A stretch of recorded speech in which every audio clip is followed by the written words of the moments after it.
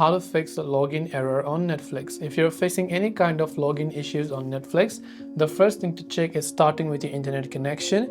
If you're using Wi-Fi, you can try to switch your cellular data or vice versa and see if that helps you solve the problem. If that's not helping you solve the problem, then what you can do is you can go ahead and then long press on the Netflix application here, tap on the I button to come to the app info page.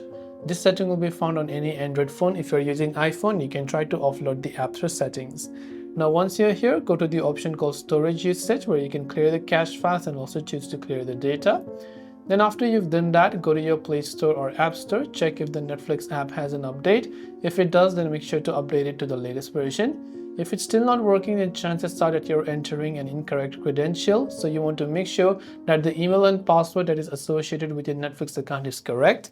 In case you forgot your password and you'd like to reset it, you can tap on the forgot password button that you can see here to try and reset your password. And hopefully one of these may have helped you solve the problem. If you have got any further questions, do feel free to leave them down below. Thanks for watching till the very end of this tutorial, and see you soon in the next video.